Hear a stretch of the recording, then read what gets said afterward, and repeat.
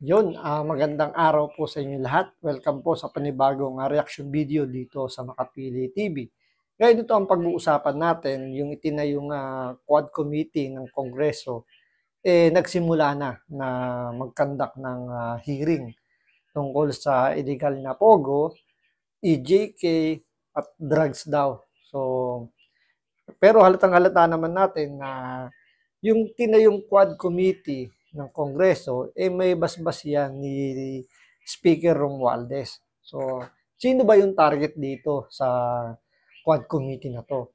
So, maraming nagsasabi na itinayo yung Quad Committee na yan para sa political harassment para sa mga Duterte. So, yan ang pag-uusapan natin. Pero bago ang lahat, kung hindi ka pa nakasubscribe sa Makapili TV, baka pwede naman pakipindot po muna yung subscribe button. At the same time, palike na rin po ng video, wala naman pong bayad yan. Kaya, pindot na. So ito, panoorin po muna natin itong balitan to para makapagkwentuhan po tayo. Umarangkada na ang sanib-puwersang pagdinig ng 4 na komite sa Kamara sa umano'y illegal na pogo, illegal na droga at extrajudicial killings noong Duterte administration. Ilang personalidad na konektado sa pamilya ni dating Pangulong Rodrigo Duterte ang pinangalanan ng resource person ng Kamara. Yan ang ulat ni Mela Lesmoras. Live, Mela. Dayan, sa mga puntong ito ay nagtapos na yung unang pagdinig ng Quad Committee na binuo ng Kamara na nag-iimbestiga nga hinggil dito sa illegal pogo, illegal drugs at umano'y EJK noong nagdaang administrasyon. Sa talakayan, ilang personalidad nga ang nabanggit na idinadawit sa issue ng illegal na droga.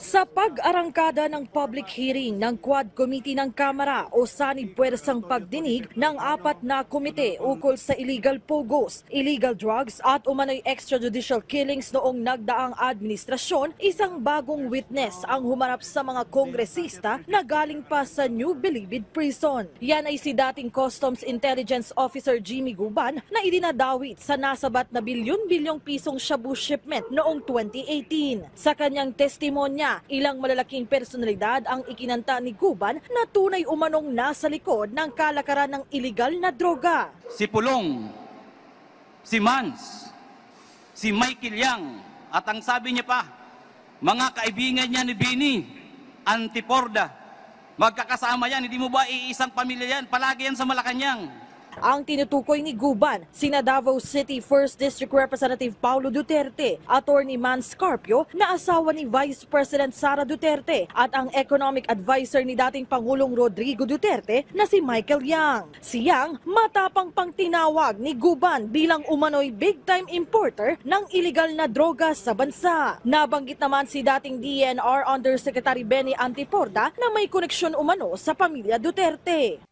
Yung katotohanan po ngayon ay inilabas ko dahil tinatakot ako nila during that time. Marami pong nangyayari during that time. Marami pong namamatay. Ngayon po nakita ko po.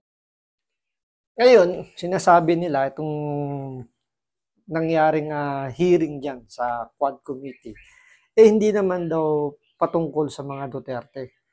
Pero kung titingnan nyo, yung nangyaring hearing na yan, nakapokus sila kung saan sinasabi nila itong si Guban bagong testigo daw, diba sabi.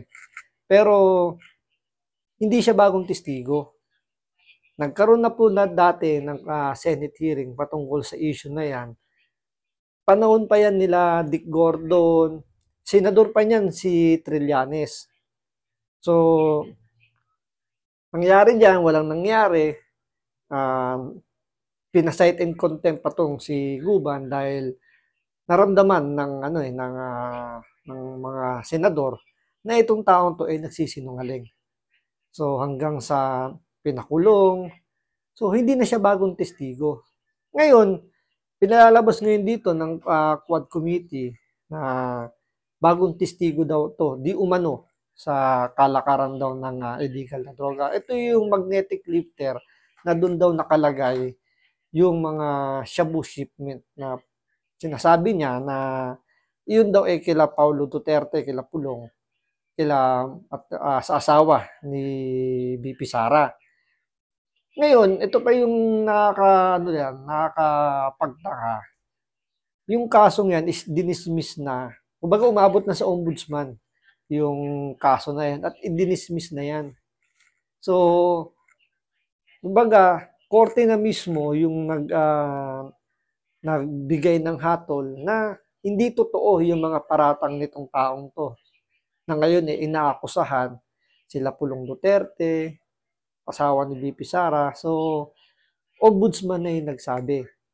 Ngayon, dumating pa yung punto na etong si Trillanes, di ba, na senador pa siya nito, tandaan nyo inibitahan din niya si Pulong Duterte at inaakusahan nga niya na si Pulong at si Atty. Mans Carpio na miyembro daw di umano ng isang malaking sindikato.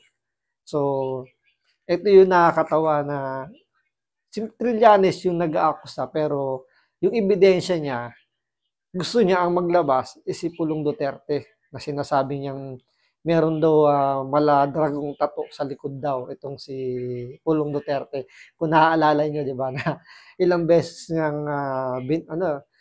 parang binalahura nga ito ni Pulong Duterte na sinabihan niya na no way. Yung tono ng boss niya na pinipilit kasi siya ni Trillanes na ipakita niya yung tattoo niya sa likod. Ang sagot ni Pulong Duterte is no way. Tapos sabi niya kay Dick Gordon na, Mr. Chair, ilang beses ko bang kailangan sagutin yung tanong? Ilang beses ko bang kailangan sagutin na ayokong ipakita yung likod ko? Kahit parang ganun. Tapos sumihirit pa si Trillanes na kahit daw executive session daw, pipicturan lang naman daw yung tattoo, tapos ipapa-decode daw sa Amerika para daw patunayan na miyembro daw si Pulong Duterte ng isang malaking sindikato. So, yung burden of proof, dapat yan nandun sa taong nag-aakusa, hindi dun sa inaakusahan. Pero ang gustong mangyari ni Trillanes, siya yung nag-aakusa, yung inaakusahan niyang si Pulong, yung maglabas ng ebidensya na hindi siya miyembro ng triad na sinasabi ni Trillanes. So, doon pa lang nakikita natin, sa Senado pa lang, sinoplak na to, na sinasabi ng mga senador, itong taong to sinungaling, na hindi credible yung mga pinagsasabi niya. So sa unang hearing na nga na yun, hindi nga niya binanggit na sila Pulong Duterte nga yung yung may-ari ng shipment na yun. Ang pagkakaintindi ko correct me if I'm wrong, sa unang hearing ng Senado na yun, nung time na yun, hindi niya binanggit doon na, kumbaga hindi masyadong highlight na sila Pulong Duterte yung involved doon.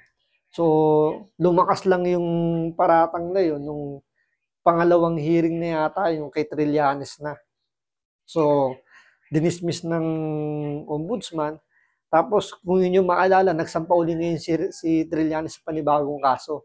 So, kinakasuhan niya ngayon sila Pangulong Duterte tungkol din dyan sa issue na yan, sa droga na yan. So makikita nyo, yung pattern, talagang nakapokus doon sa mga Duterte. Kaya yung sinasabi nitong Quad Committee na tinayo daw yan, hindi dahil para iharas daw yung mga Duterte. So, unang-una, sino ba yung head ng Quad Committee na yan? Diba? Siyempre magpapaalam yan sa speaker. Diba? Na kailangan nila magtayo ng ganito. So, aprobahan yan ng speaker natin. So, doon pala makikita niyo na meron ng kumbaga may intention na kung ano yung purpose nung Quad Committee na yan. Tapos yung kung panunuorin mo yung hearing na yan is nakapokus lang doon sa sa sinasabi nilang bagong witness nila, which is hindi naman bagong witness. At hinayaan lang nila ng hinayaan na magsalita. So, ang nangyari, naging public trial na. Baga parang hinayaan lang nila na siraan ng siraan. Yung mga Duterte, hindi man lang nila kinwestiyon o hindi man lang nila hinanapan ng ebidensya. Kasi kung panonoorin nyo, sinasabi nitong ni Guban na puro hearsay lang. Kasi lumalabas, nini-name drop lang yung mga pangalan na binanggit niya. puro sinabi niya lang, sinabi lang daw sa kanya na kay Pulong Duterte daw yan. Sabi daw ng ganito, kay ano daw yan. So, wala siyang direct knowledge. Kasi madali na sabihin, halimbawa, kung sinabi sa kanya na huwag mong pakialamanan, huwag mong galawin yung shipment na yan kasi sa presidente yan.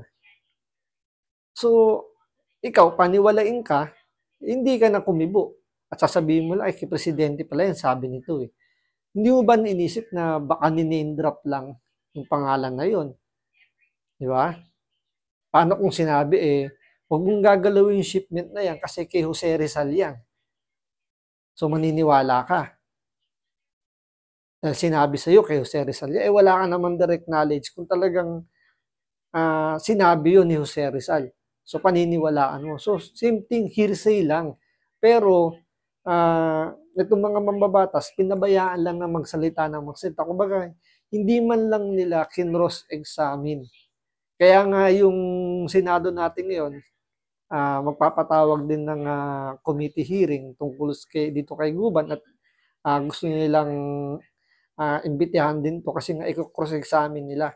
So, gaya nung ginawa nung sa Senate hearing, titingnan yung kredibilidad niya kung totoo mga sinasabi niya. Kasi maraming abogado nagsasabi na walang bigat yung sinabi niya kasi puro hearsay.